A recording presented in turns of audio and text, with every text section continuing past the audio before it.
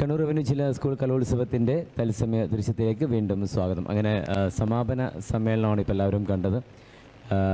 വിശിഷ്ട വ്യക്തിത്വങ്ങളൊക്കെ പങ്കെടുത്ത സമാപന സമ്മേളനം അങ്ങനെ കഴിഞ്ഞിരിക്കുന്നു. ഇനി വളരെ കുറച്ച് മണിക്കൂറുകൾ മാത്രമാണ് കലോത്സവ നഗരിയിലേക്ക് ആൾക്കാർ എത്തുന്നതും കലോത്സവ വേദികളൊക്കെ പ്രവർത്തിക്കുന്നതും. കാരണം ഒരുപാട് മത്സരങ്ങൾ കഴിഞ്ഞ കുറച്ച് ദിവസങ്ങളായിട്ട് 2-3 ദിവസങ്ങളായിട്ട് ഒരുപാട് മത്സരങ്ങൾ നമുക്ക് കാണാൻ പറ്റി.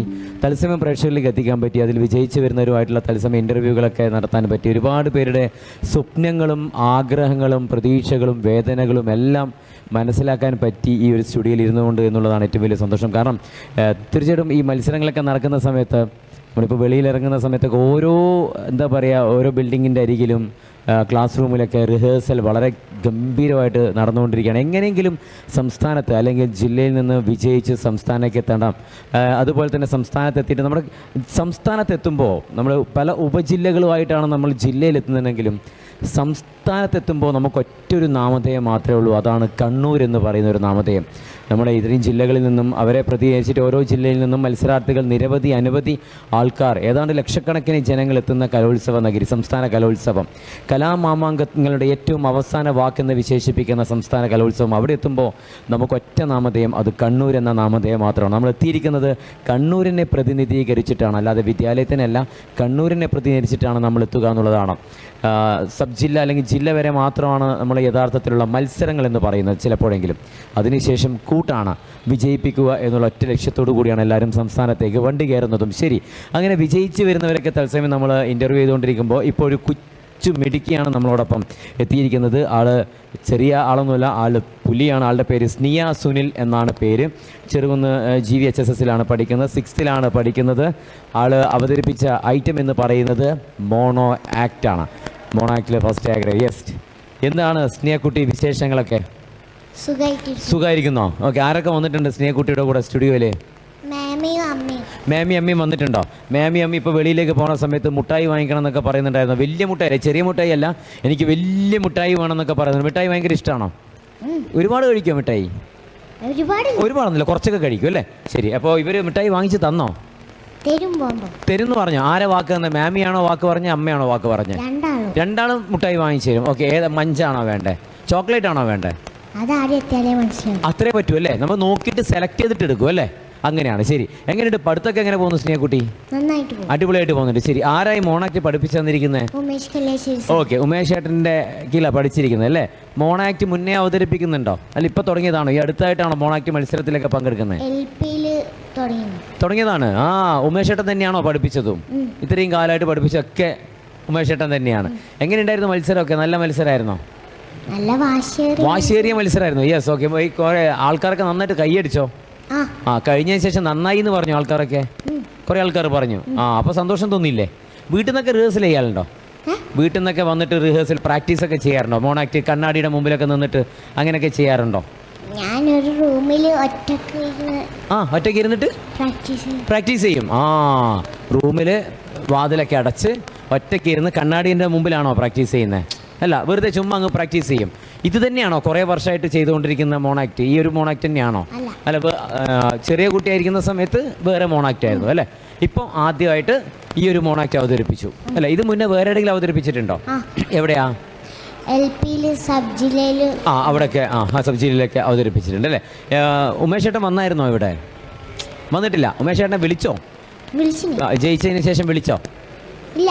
അയ്യോടാ, രാത്രിയാകുമ്പോൾ വിളിക്കും പറഞ്ഞിരുന്നു. അത് എങ്ങോട്ട് വിളിക്കുന്നു പറഞ്ഞോ? ഉമേഷ് ഏട്ടൻ ഇങ്ങോട്ട് വിളിക്കുന്നു പറഞ്ഞിട്ടുണ്ടായിരുന്നു. ഉമേഷ് ഏട്ടൻ്റെ നമ്മളെ വലിയ സൗഹൃദമുള്ള ഒരാളാണ് കേട്ടോ ഉമേഷ് ഏട്ടൻ. നല്ലൊരു കലാകാരൻ, അടിപൊളിയാണ്. ശരി, നമുക്കൊരു കാര്യം ചെയ്താലോ? ഈ മോണാക്ട് ചെയ്തു എന്ന് പറയുന്നില്ലേ, അതിൻ്റെ ഒരു ചെറിയൊരു ഭാഗം നമുക്ക് വേണ്ടി ചെയ്യാവോ? ഓക്കെ, സംഭവം സ്റ്റാൻഡ് മൈക്കൊക്കെ വേണം.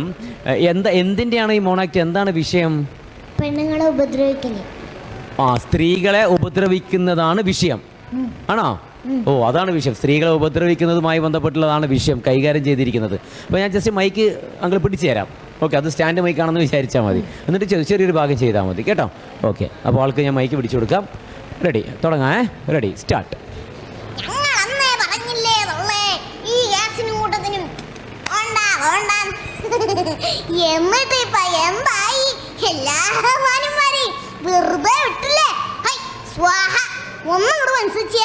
നല്ല കാശുണ്ടാക്കാൻ പറ്റിയ ടൈമ. നല്ല ബെസ്റ്റ് ടൈമേ. ആഹാ കൊള്ളാലോടാ നീ, അടിപൊളിയാണല്ലോ. യെസ്, അപ്പോൾ ഈ ഇതിൽ എത്ര കഥാപാത്രങ്ങളുണ്ട്, എത്ര പേരുണ്ട് ഈ മോണാക്റ്റില്? അത് ഏതാണ്ട് എത്ര പേരുണ്ടാവും? മുത്തശ്ശനുണ്ടോ? മുത്തശ്ശൻ ഇല്ല, മുത്തശ്ശി, പ്രായം അങ്ങനെയൊന്നുമില്ല. പിന്നെ ആരൊക്കെ കഥാപാത്രങ്ങളുണ്ടെന്ന് ആലോചിച്ച് നോക്കിയേ. ഡയലോഗ് നോക്കിയാലേ മനസ്സിലാവും. ഡയലോഗ് നോക്കിയാൽ ഏതാണ്ട് ഒരു 3-4. ഒരു പെൺകുട്ടിയുണ്ട്, ഒരു പെൺകുട്ടിയുണ്ട്, ഒരു അമ്മയുണ്ട്, അച്ഛനുണ്ട്. അച്ഛനുണ്ട്, അമ്മയുണ്ട്, ഒരു പെൺകുട്ടിയുണ്ട്. 3 പേരായി. അപ്പോൾ ഈ പെൺകുട്ടിയെ ഉപദ്രവിക്കാൻ വരുന്നതാരാ? ഒരു ചക്കൻ. ഒരു ചെക്കൻ വരുന്നുണ്ട്, പെൺകുട്ടിയെ ഉപദ്രവിക്കാൻ വേണ്ടി വരുന്നുണ്ട്. ലാസ്റ്റ് അവനെ കൊല്ലുമോ നമ്മൾ? ആ അടിച്ച് ശരിയാക്കും. ഡിജിറ്റല്ല. പിന്നെ എങ്ങനെ ശരിയാക്കും? അവനോട് ലാസ്റ്റ് വന്നിട്ട് പറയോ ഇത് കൊടുക്കുന്ന മെസ്സേജ് എന്താ? ഇതിൻ്റെ ക്ലൈമാക്സ് എങ്ങനെയാ? ലാസ്റ്റ് തീരുന്നത് എങ്ങനെയാ? ഇത് ലാസ്റ്റ് തീരുന്നത് സ്ത്രീകളെ ഉപദ്രവിക്കാൻ പാടില്ല, ഒരു സന്ദേശം, ഒരു മെസ്സേജ്. ഫസ്റ്റ് ഇൻട്രൊഡക്ഷൻ അത് പറയൂ അല്ലേ? ശരി ശരി ശരി, ഓക്കെ. അപ്പോൾ നല്ല കയ്യടിയൊക്കെ ഉണ്ടായിരുന്നു ഇത് കഴിഞ്ഞതിന് ശേഷം. സൂപ്പറായി. ഓക്കെ, മോണാക്റ്റിൽ മാത്രമേ മത്സരിക്കുന്നുള്ളൂ മോള്? ഇതിൽ മാത്രമേ ഉള്ളൂ അല്ലേ? ഓക്കെ.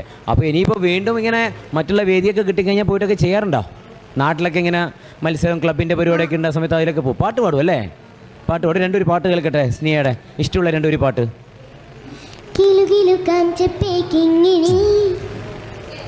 ചിരിക്കുടുക്കിയല്ലി തേൻമണി, ചിത്തിരമുത്തേ സത്തേ പൊന്മണി, ചക്കരമുത്തം താനീ കൺമണി, കണ്ണറമ്പുത്താൻ വാണി മീൻമണി, മാളിക വീട്ടിലെ മേലത്തിയമ്മയുടെ മഞ്ചത്തിൽ തഞ്ചത്തിലെ കിളി ചെല്ലമ്മേ വാ കുക്കുവാ. കൊള്ളാലോ, സൂപ്പർ, അടിപൊളി കേട്ടോ. Thank you so much. അപ്പോൾ എന്തായാലും ഓണാക്റ്റൊക്കെ ഇനിയും പുതിയ പുതിയ കഥകളൊക്കെ ചെയ്ത് ഗംഭീരമായിട്ട് വരണം. ഓക്കെ, നല്ല കഴിവുണ്ട് കേട്ടോ. കാരണം നമ്മളിങ്ങനെ കാണുന്ന പോലെയല്ല, ഡയലോഗൊക്കെ വരുന്ന സമയത്ത് മൊത്തത്തിൽ ആളങ്ങോട്ട് മാറി. സൂപ്പർ കേട്ടോ. ഓക്കെ, എല്ലാവരോടും അന്വേഷണം പറയണേ പോലെ. അപ്പോൾ ഞങ്ങളുടെ ഒരു സ്നേഹസമ്മാനം വേണ്ടേ മോക്ക്? വന്നല്ലേ, എന്തായാലും മിഠായിയൊക്കെ വാങ്ങിക്കാൻ പോവല്ലേ അല്ലേ? വാങ്ങിച്ചു തരില്ലേ മാമിയൊക്കെ? അപ്പോൾ അതിന് മുമ്പ് നമ്മുടെ കണ്ണൂർ വിഷൻ ചാനൽ നൽകുന്ന ചെമ്മണ്ണൂർ ഇൻ്റർനാഷണൽ ജ്വല്ലേഴ്സ് നൽകുന്ന സ്നേഹം നിറഞ്ഞ ഒരു സമ്മാനം, ചെമ്മണ്ണൂർ ഇൻ്റർനാഷണൽ നൽകുന്ന സ്നേഹം നിറഞ്ഞ സമ്മാനം. അപ്പോൾ നന്നായിട്ട് പഠിക്കാനൊക്കെ മിടിക്കുകയാണോ? നന്നായിട്ട് പഠിക്കും വേണം. ഉമേഷ് ചേട്ടനോട് ഞങ്ങൾ സ്പെഷ്യൽ അന്വേഷണം പറയണം, മാമിയോടും അമ്മയോടും സ്പെഷ്യൽ അന്വേഷണം പറയണം, നല്ല വലിയ ചോക്ലേറ്റ് വാങ്ങിച്ചു തരാൻ പറയണം കേട്ടോ. Thank you so much. അപ്പം